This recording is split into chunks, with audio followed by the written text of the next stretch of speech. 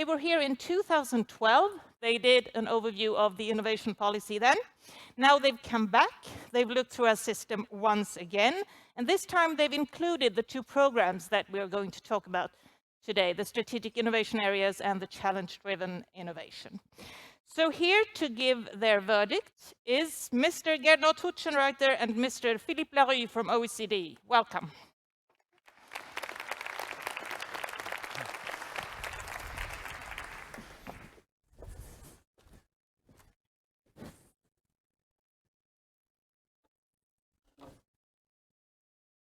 Thank you very much for the invitation to this very impressive conference today.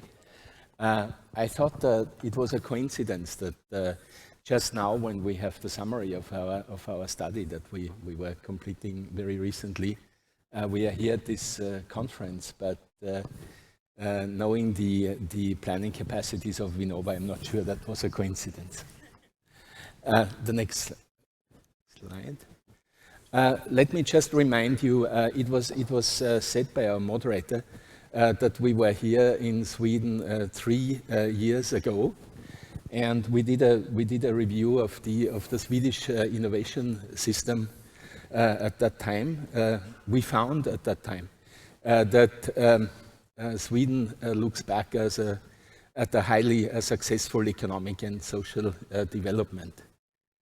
It had also mastered the crisis that we had just gone through much better than many other countries, especially in Europe. Also, Sweden had a successful experience in globalization, and we found it was much better prepared for the next steps of globalization that were coming up than many other countries in Europe and elsewhere. Part of the reason for this success is that Sweden has a very strong innovation system. But at the same time, we have also said that there are some signs of performance weakening, especially compared to some comparator countries, both in the emerging world and in more traditional comparators in Europe and elsewhere. And we found that new initiatives will be needed to tap into new sources of growth. Now we are talking about the 2015 reviews. We were invited by the Swedish government again, and this time with a certain focus. We had this review before. This is the background for our analysis, but this time we were asked for looking at specific themes like strengthening university research, linking research to innovation, one of your themes here, dealing with societal challenges, and an overarching issue, priorities, strategies, and government. And we have, in this context, looked at a number of initiatives that were actually contained in the last 2 research and innovation bills, the bills of 2008 and 2012. This was the increase in block funding, institutional funding at the universities. This was the establishment of the strategic research areas, SFOs, the enhancement of the role of the research institutes, the establishment of strategic innovation agendas, the initiation of the challenge-driven innovation program, which we were talking about, and improved prioritization and support for Swedish participation in European research and innovation activities. Now, we have analyzed the strengths and weaknesses of Sweden in each of these 4 themes. We have looked at strategic tasks. We have set them out, identified them, what the most important of these tasks would be in the current situation. We have set up some guiding principles on how to handle these tasks, and finally come up with a set of rather concrete recommendations on each of these 4 themes. Let me just enter a little bit these three of these themes before I hand over to my colleague Philippe Larrue. I would like to talk first about strengthening university research. There was an increase in general university funding for research proposed in the bill of 2008. What we find here in a nutshell is that it has not noticeably improved research performance. We compare this also to international evidence, and to be fair, one has to say that there is no one-to-one correspondence, or there is no close correlation between the share of general university funding, institutional funding, and university performance.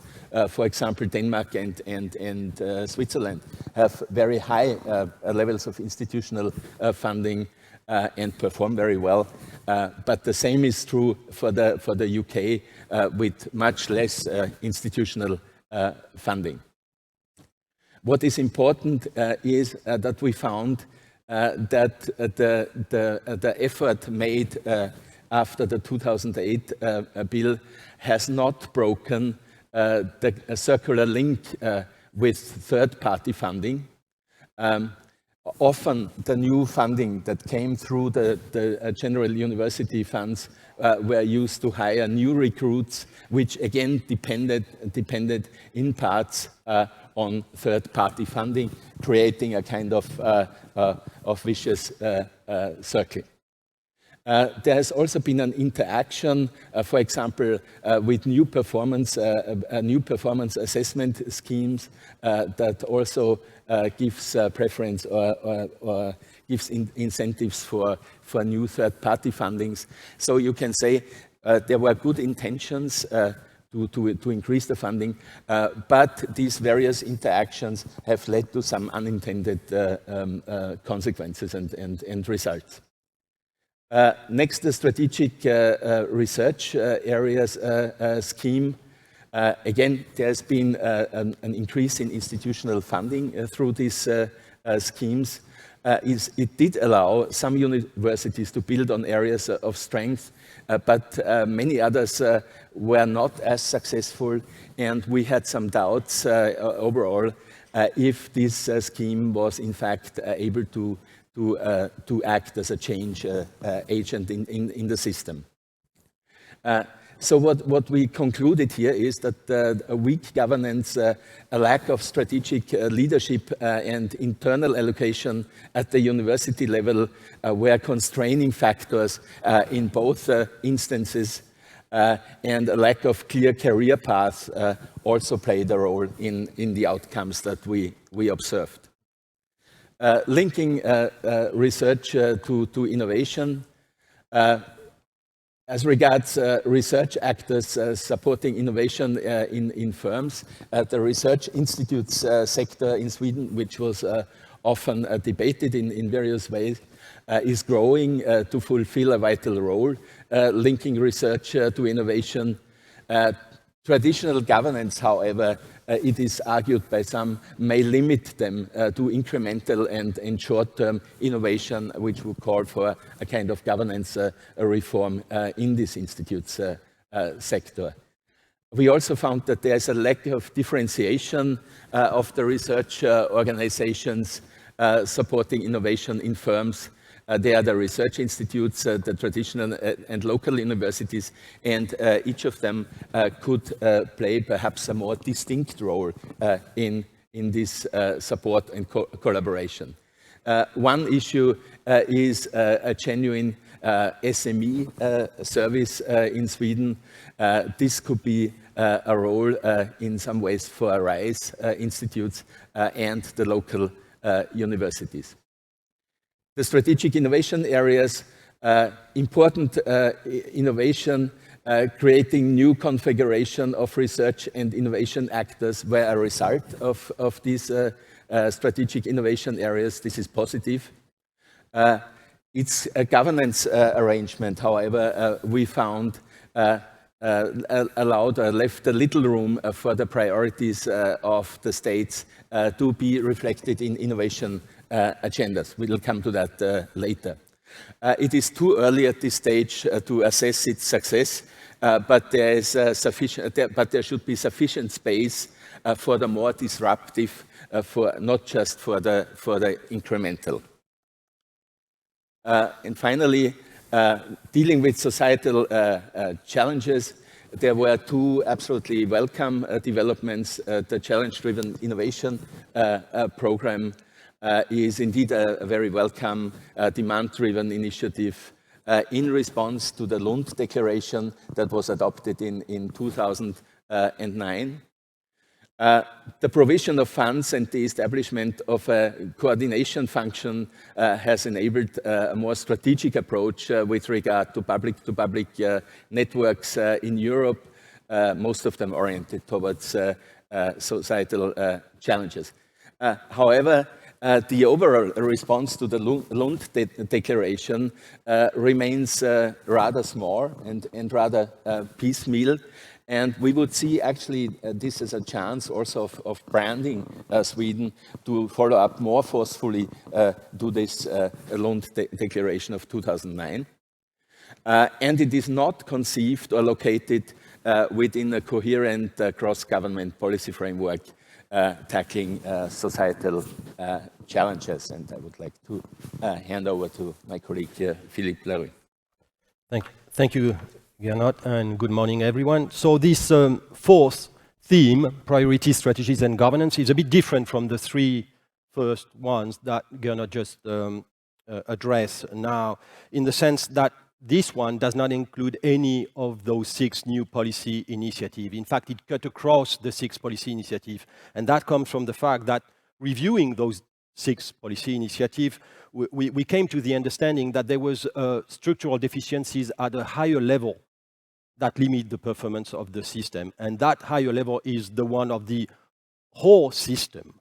And in fact, it relates to, those structural deficiencies relate to the structure of governance of the whole system. And when we talk about governance system, we have identified more precisely 3 missing, what we believe are missing components in the system that relate to, well, those structural deficiencies. So first, there is a need for a shared vision, that is, that will allow and enable prioritization, and that will allow to guide the Swedish research and innovation policy development. There are different ways to do this. Of course, foresight, and you've done that before. Foresight is one way to try to create and generate that common vision, and then derive that into, well, priorities. Then you need, well, mechanism to ensure that these high-level goals that you have set based on this vision will match and will be compatible with the goals at a lower level, those of the research performing actors. And here it comes down to what type of structure of incentives will you provide for the actors to follow those goals. You cannot just assume that because you have set goals like going towards societal challenges, then the research performing actors will do exactly as you believe they would do, just because they don't have incentives to do that. They have other logic, of course, and other interests. You also need a coordination structure, an overall coordination structure across the whole innovation system to ensure that the plans of the different actors, and all the different actors, the research institutes, the local universities, the historical big universities, the funders, the research funders, the companies, etc., we have compatible plans. This is what is needed. And so, crossing the analysis of the strengths and weaknesses of the innovation system with the international experience drawn from what we know, OECD, for having done many reviews and different projects, we have derived guiding principles, as Gernot mentioned earlier, and these are guiding principles that should be that we believe are very important, that should be very important in the Swedish context, and they all relate, you will see, to this notion of balance. Just because this is important to notice that there is no clear-cut response to policy questions. There is no magic recipe, there is no silver bullet. It always comes down to the need to find an appropriate balance between the different policy elements. International experience show in general that, well, very polarized innovation policies do not really work in innovation systems. So you need to find this balance. So here you can see the different type of policy elements that you have to balance. You can see them better than me. It's a bit small, but you have to balance actions that aim to raise the average quality with actions that aim to foster peaks of excellence and very specific areas of strengths. You need to balance the pursuits of excellence and the pursuits of relevance, especially in the context of societal challenges. So it's about bottom-up and balancing bottom-up and top-down approaches. You need to balance the role of the different actors. You need to differentiate the role of actors, as Gernot said, but you also need then to balance the role of these actors while trying to, and this is the theme of today, trying to keep them closely linked and cooperating with each other. You need to balance. This is a very important one. We don't have the time to enter into the details of that, but that was very important in the review. You have to balance the block funding and the third-party funding, the GUF and the third-party funding. This is key. You have to balance the role of the different beneficiary communities in the structure of governance of the different organization, and we have a specific recommendation, especially on the structure of governance of research institutes and the role of the states in this structure of governance. We understand that it has changed a bit recently. And you have to balance the stakeholder consultation elements with also the need to have a very efficient, with efficiency and effectiveness of the structure of governance. So inclusion, effectiveness, efficiency don't always come along together. You need to balance that. And for this to happen, to be able to find the appropriate balance in all these type of policy, between those different policy elements, well, you need, again, a governance structure that will allow to improve performance. You need an overarching elements. And we have provided, as Gernot said, recommendation on each of the 4 themes. I here provide you with a very rapid view of the recommendations that we have proposed in relation to this governance structure. So you need to devise, Sweden need to devise and implement a national visioning mechanism, such as foresight, I mentioned that, to set priorities based on that, explore what university reforms are needed. You need reforms at overall level, but also at the level of university to try to improve their strategic management capability. You need to devise an effective mechanism for coordinating the challenges, innovation, research policy across the different sectors. And for that, you have an overarching recommendation, which is to review the Swedish RDI policy governance and coordination mechanism overall. And I thank you very much for your attention.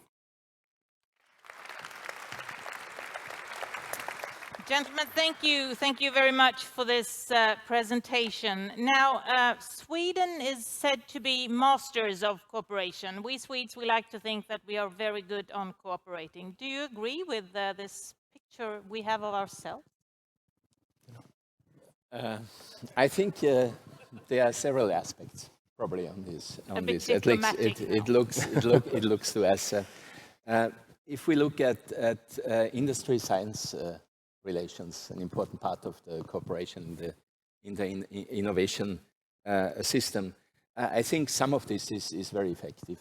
You have some very strong interactions between the two. There is in the technical universities, for example, there has been a long tradition of cooperation with especially with your larger companies in Sweden. So there is a lot there. One could argue, on the other hand, that there is less so in other respects, or at least one could argue that there could be some scope for improvement in other respects. If we look at the SMEs, for example, which a sector which is present in Sweden, but less so than in other countries. one could think of, and we have alluded to this, to a kind of differentiation of roles of what, for example, the Rice Institutes could play, or the regional universities could play vis-a-vis these SMEs. And I think there are some new initiatives could be taken in this regard. But another aspect refers to what Philippe said. This is the governance aspect, and I think here, although you talk a lot to each other, and this event is obviously a very good example for that.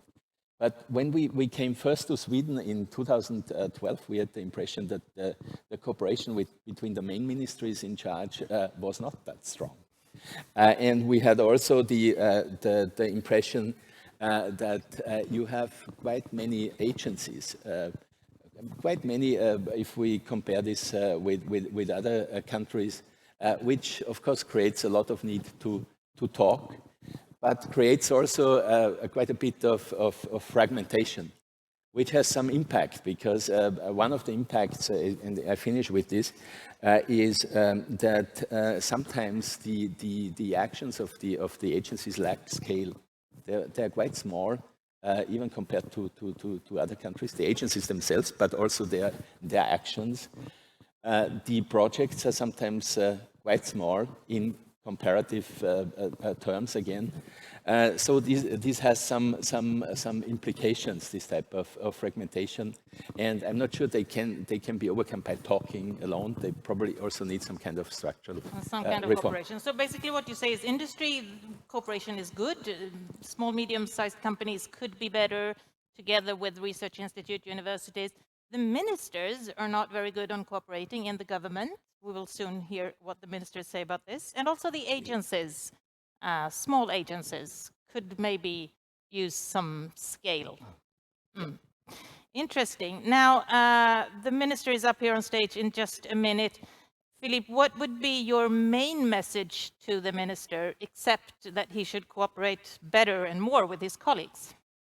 Well, as I said, I think now the time has come to really try to review the overall governance structure, and this is really what has to happen now, because all the different policy initiatives can be all very innovative, like SIA, like CDI, but if you don't have if you don't intervene also at the higher level of the overall system and try to provide a structure that will set priorities, etc., and try to make them implemented at well, shop floor level, then it will not work as well as you might have expected. So this is really some kind of overarching strategy and vision. Yes, and there is already a council, but there are also we discussed that in the report to say whether this structure is really in the current form adequate for that in terms of analytical strengths and resources and all that. So there are ways to do this, and we discussed that in the report. So let's hope next time you come, we will have done our homework. Thank you very much, Philippe and Gernot, for coming. Thank you very much. Thank you. Thank you.